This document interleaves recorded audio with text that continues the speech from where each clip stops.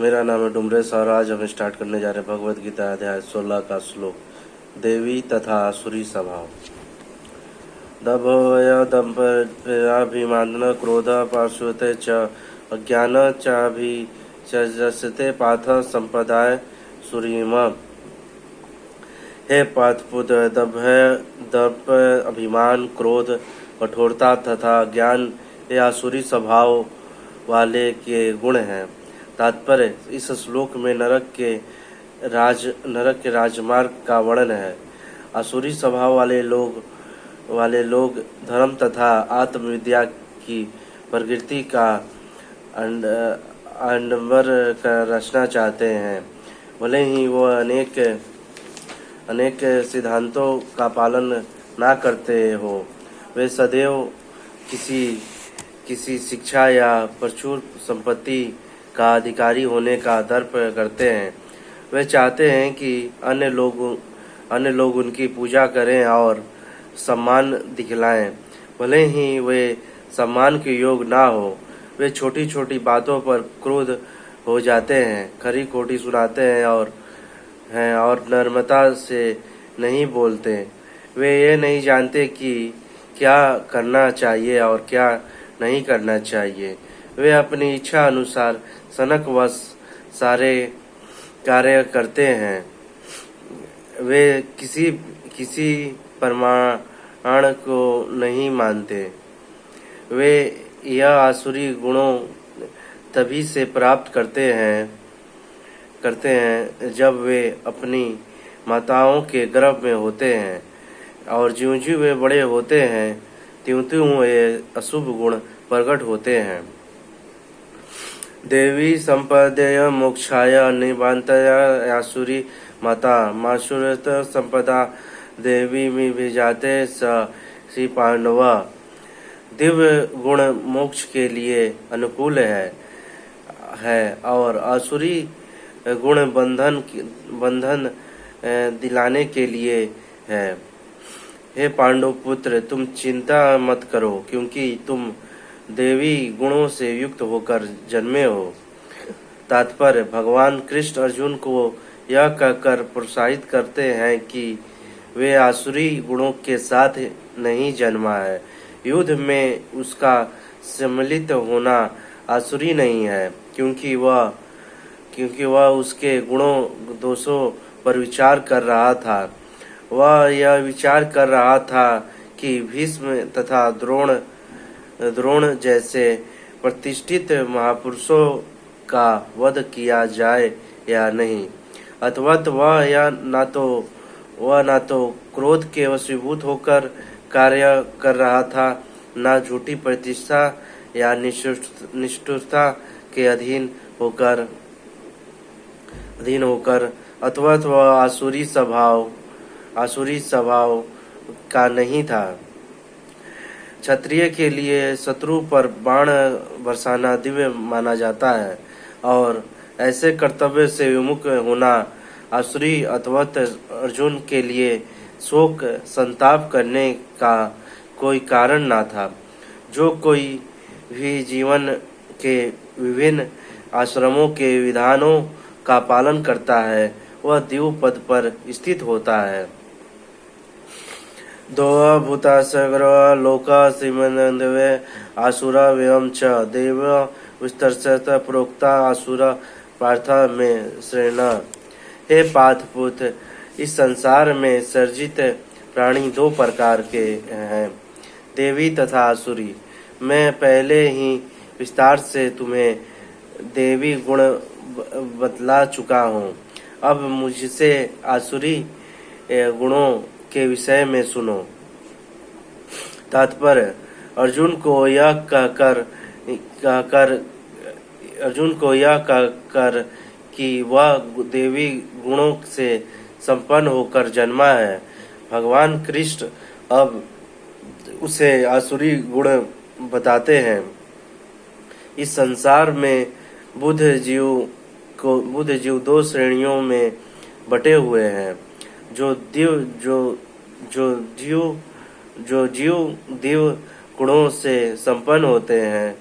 जीव दिव्य गुणों से संपन्न होते हैं वे नियमित जीवन बिताते हैं, अर्थात वे शास्त्रों तथा विद्वानों द्वारा बताए गए आदर्शों का निर्वाह करते हैं।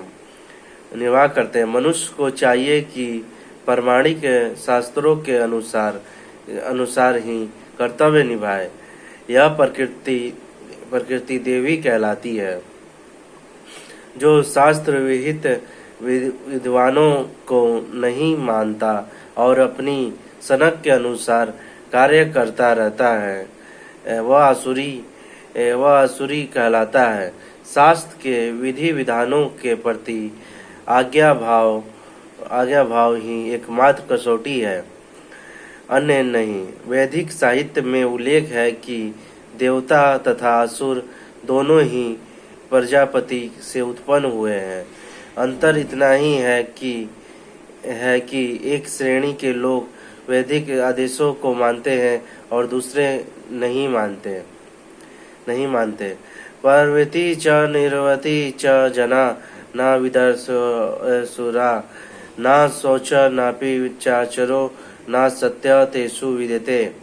जो आसुरी है वह यह नहीं जानता कि क्या करना चाहिए और क्या नहीं करना चाहिए। उनमें ना तो पवित्रता है, ना उचित आचरण और ना ही सत्य पाया जाता है। तात्पर्य, प्रत्येक सभ्य मानव समाज में कुछ आचार संहिता होती है जिनका प्रारंभ से पालन करना होता है। विशेषता आर्यगण जो वैदिक सभ्यता को मानते हैं और अत्यंत सभ्य माने जाते हैं, इनका पालन करते हैं, किंतु जो शास्त्रीय आदेशों को नहीं मानते वे असुर समझे जाते हैं। इसीलिए यहाँ पर कहा गया है कि असुर गण ना तो शास्त्रीय नियमों को जानते हैं, ना उनमें इनके पालन करने की प्रवृत्ति पाई जाती है। उनमें से अधिकांश इन नियमों को नहीं जानते, और जो थोड़े से लोग जानते भी हैं उनमें इनके पालन करने की प्रवृत्ति नहीं होती। उन्हें ना तो वैदिक आदेशों में कोई श्रद्धा होती है, ना ही वे उसके अनुसार कार्य करने के इच्छुक होते हैं। असुरगण ना तो बाहर से ना तो भीतर से स्वच्छ होते हैं। मनुष्य को चाहिए कि स्नान करके, दंत मंजन करके, बाल बनाकर, वस्त्र बदलकर शरीर को स्वच्छ रखे। जहाँ तक आंतरिक स्वच्छता की बात है, मनुष्य को चाहिए कि वह सदैव ईश्वर के पवित्र नामों का स्मरण करे और हरे कृष्ण महामंत्र का कीर्तन करे। असुरगण ब्रह्मा तथा आंतरिक स्वच्छता के इन नियमों को ना तो चाहते हैं और ना इनका पालन ही करते हैं। जहाँ तक आचरण की बातें हैं, मानव आचरण का मार्गदर्शन करने वाले अनेक विधि विधानों हैं, जैसे मनु संहिता जो मानव जाति के अधिनियम है। यहाँ तक कि आज भी सारे हिंदू मनु संहिता का ही अनुगमन करते हैं। इसी ग्रंथ से उत्तराधिकारी तथा अन्य विधि संबंधित बातें ग्रहण की जाती है। मनु संहिता में स्पष्ट कहा गया है कि स्त्री को स्वतंत्रता न प्रदान की जाए। इसका अर्थ यह नहीं होता कि स्त्रियों को दासी बना कर रखा जाए। वे तो बालकों के समान हैं। बालकों को स्वतंत्रता नहीं दी जाती, लेकिन इसका यह अर्थ नहीं है कि वे दास बनाकर रखे जाते हैं, लेकिन असुरों ने ऐसे आदेशों की उपेक्षा कर दी है और वे सोचने लगे हैं कि स्त्रियों को पुरुषों के समान ही स्वतंत्रता प्रदान की जाए, लेकिन इससे संसार की सामाजिक स्थिति में सुधार नहीं हुआ। वास्तव में स्त्री को जीवन की प्रत्येक अवस्था में सुरक्षा प्रदान की जानी चाहिए। उसके बाल्यकाल में पिता द्वारा संरक्षण प्रदान किया जाना चाहिए, तरुण में पति द्वारा और बुढ़ापे में बड़े पुत्रों द्वारा। मनुष्य संहिता के अनुसार यही उचित सामाजिक आचरण है। लेकिन आधुनिक शिक्षा ने नारी जीवन का एक अंतरंजित अहंकार पूर्ण बोध उत्पन्न कर दिया है। अतवत अब विवाह एक कल्पना बन चुका है। स्त्री की नैतिक स्थिति भी अब बहुत अच्छी नहीं रह गई है। अतवत असुरगण कोई ऐसा उपदेश ग्रहण नहीं करते जो समाज के लिए अच्छा हो, चूंकि वे महर्षियों के अनुभवों तथा उनके द्वारा निर्धारित विधि विधानों का पालन नहीं करते। अतवत आसुरी लोगों की सामाजिक स्थिति अत्यंत शोचनीय है। असत्य प्रतिसम ते जगद वर्णेश्वरम अपुभूता किमंत महत तुकमम। वे कहते हैं कि यह जगत मिथ्या है, इसका कोई आधार नहीं है और इसका नियमन किसी ईश्वर द्वारा नहीं होता। उनका कहना है कि यह कामेच्छा से उत्पन्न होता है और काम से अतिरिक्त कोई अन्य कारण नहीं। तात्पर्य, असुरी लोग यह निष्कर्ष निकालते हैं कि यह जगत माया जाल है, इसका ना कोई कारण है, ना कार्य है, ना नियामक है, ना कोई प्रयोजन, हर वस्तु मिथ्या है। उनका कहना है कि यह दृश्य जगत आकस्मिक भौतिक क्रियाओं तथा प्राकृतिक क्रियाओं के कारण है। वे यह नहीं सोचते कि ईश्वर ने किसी प्रयोजन से इस संसार की रचना की है। उनका अपना सिद्धांत है कि यह संसार अपने आप उत्पन्न हुआ है और यह विश्वास करने का कोई कारण नहीं। इसके पीछे किसी ईश्वर का हाथ है। उनके लिए आत्मा तथा पदार्थ में कोई अंतर नहीं होता और वे परम आत्मा को स्वीकार नहीं करते। उनके लिए हर वस्तु पदार्थ मात्र है और यह पूरा जगत मानो अज्ञान का पिंड हो। उनके अनुसार प्रत्येक वस्तु शून्य है और जो भी सृष्टि दिखती है वह केवल दृष्टि भ्रम के कारण है।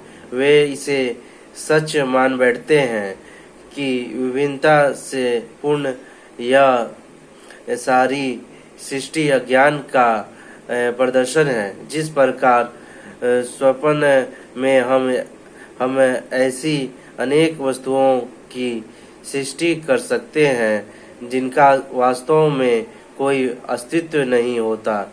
अतवत जब हम जाग जाते हैं तो देखते हैं कि सब कुछ स्वप्न मात्र है, लेकिन वास्तव में यद्यपि असुर यह कहते हैं कि जीवन स्वप्न है, लेकिन वे इस स्वप्न को भोगने में बड़े कुशल होते हैं। अतवत वे ज्ञान जन करने के बजाय अपने स्वप्न लोक में अधिकाधिक उलझ जाते हैं। उनकी मान्यता है कि जिस प्रकार शिशु केवल स्त्री पुरुष के संभोग का फल है, उसी तरह यह संसार बिना किसी आत्मा के उत्पन्न हुआ है। उनके लिए यह पदार्थ का संयोग मात्र है जिसने जीवों को उत्पन्न किया है। अतवत आत्मा के अस्तित्व का प्रश्न ही नहीं उठता है। जिस प्रकार अनेक जीवित प्राणी अकारण पसीने ही से स्वदज तथा मित्र शरीर से उत्पन्न हो जाते हैं, उसी प्रकार यह सारा जीवित संसार दृश्य जगत के भौतिक संयोग से प्रकट हुआ है।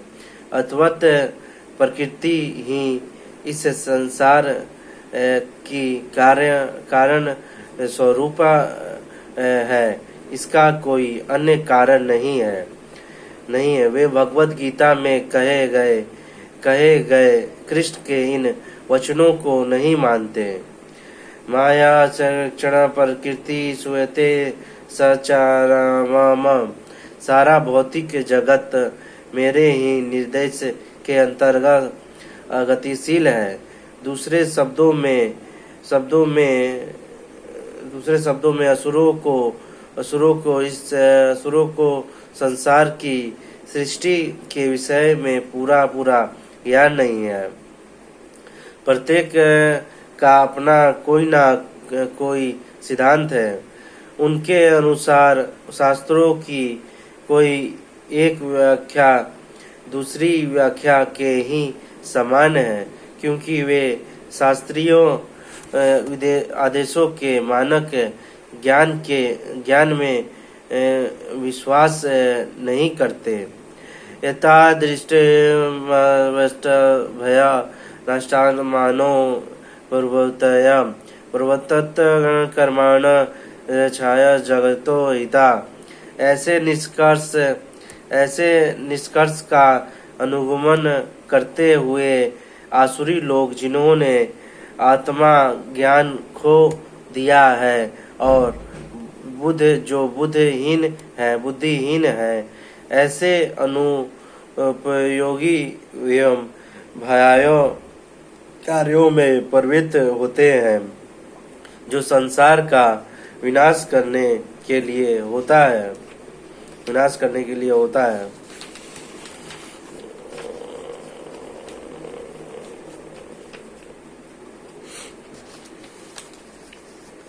तात्पर्य: आसुरी लोग ऐसे कार्यों में व्यस्त रहते हैं जिनसे संसार का विनाश हो जाए। भगवान यहाँ कहते हैं कि वे कम बुद्धि वाले हैं। भौतिकवादी, जिन्हें ईश्वर का कोई बोध नहीं होता, सोचते हैं कि वे प्रगति कर रहे हैं, लेकिन भगवत गीता के अनुसार वे बुद्धिहीन तथा समस्त विचारों से शून्य होते हैं। वे इस भौतिक जगत का अधिक से अधिक भोग करने का प्रयत्न करते हैं। अथवा इन तृप्ति के लिए वे कुछ ना कुछ नया आविष्कार करते रहते हैं। ऐसे भौतिक आविष्कारों को मानव सभ्यता का विकास माना जाता है, लेकिन इसका दुष्परिणाम यह होता है कि लोग अधिक हिंसक तथा क्रूर होते जाते हैं। वे पशुओं के प्रति क्रूर हो जाते हैं और अन्य मनुष्यों के प्रति भी इन्हें उसका कोई ज्ञान नहीं एक दूसरे से किस प्रकार व्यवहार किया जाए। आसुरी लोगों में पशुवध अत्यंत प्रधान होता है। ऐसे लोग संसार के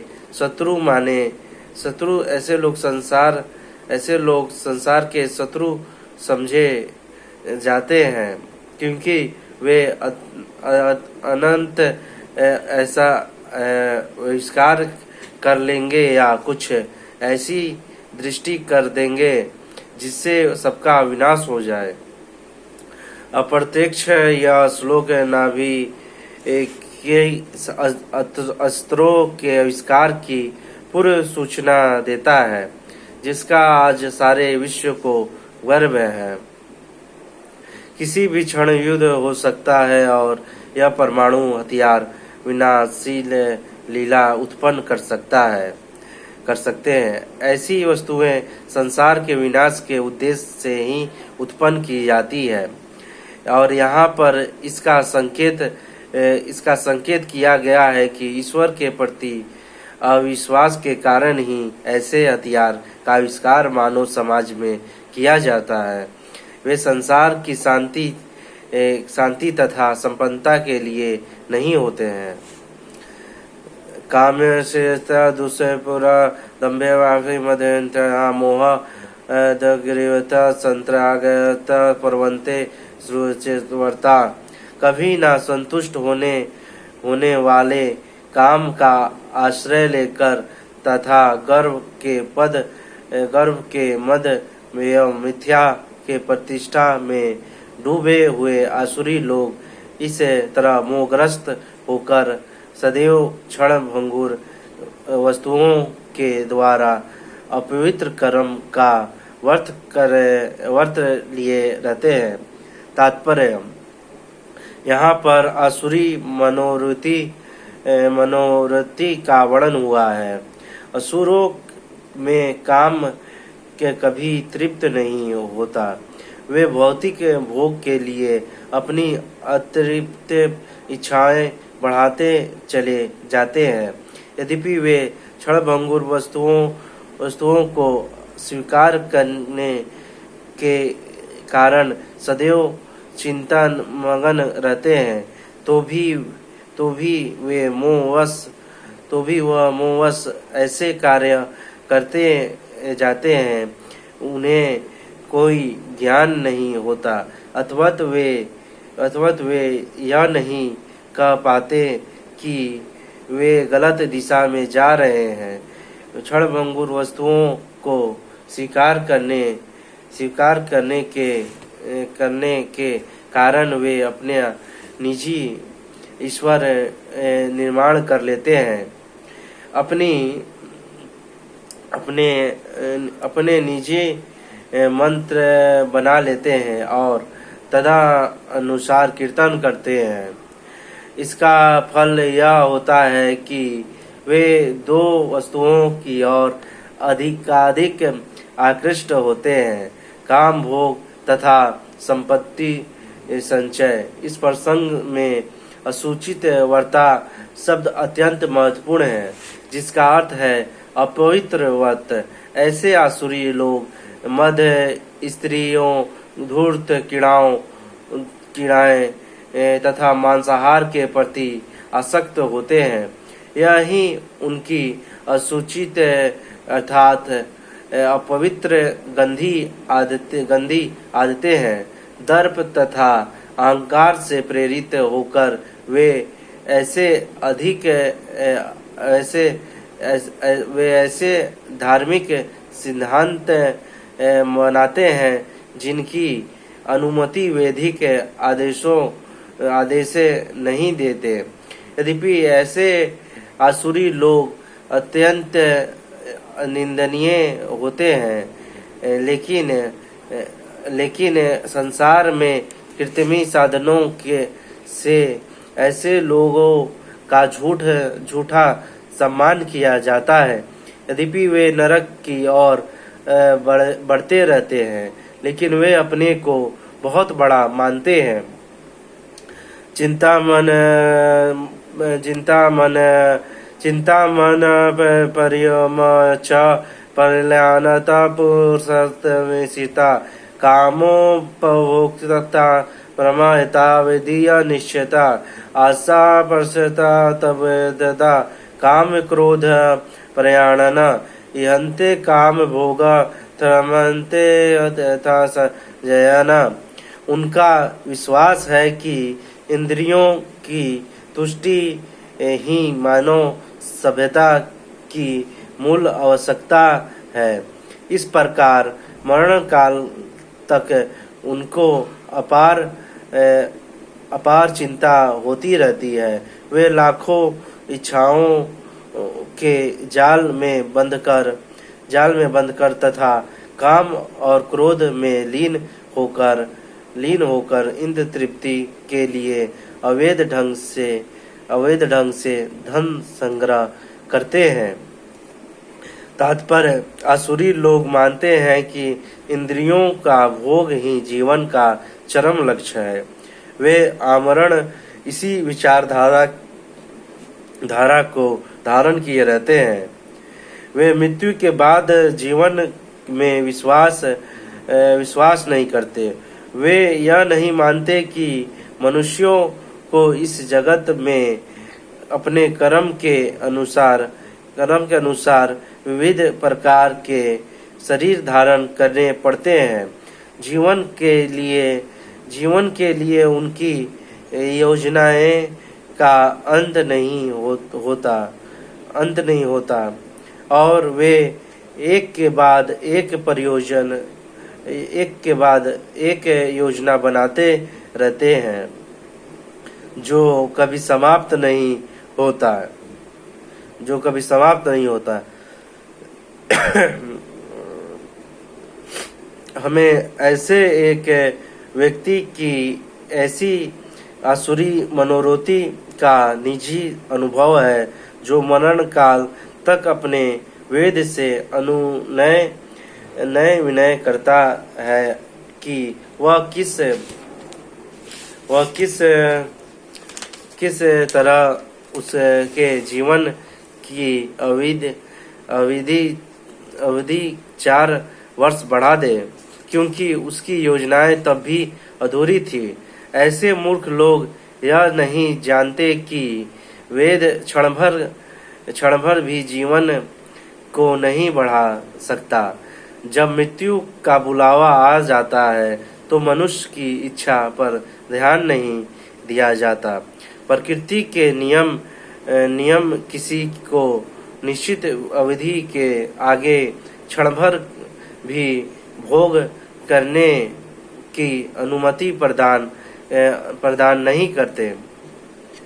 आसुरी मनुष्य जो ईश्वर या अपने अंतर में स्थित परमात्मा में श्रद्धा नहीं रखता, केवल इंद्र तृप्ति के लिए सभी प्रकार के पाप कर्म करता रहता है। वह नहीं जानता कि उसके हृदय में के भीतर एक साक्षी बैठा है। परमात्मा प्रत्येक जीवात्मा के कार्यों को देखता रहता है। जैसा कि उपनिषदों में कहा गया है कि एक वृक्ष में 2 पक्षी बैठे हैं।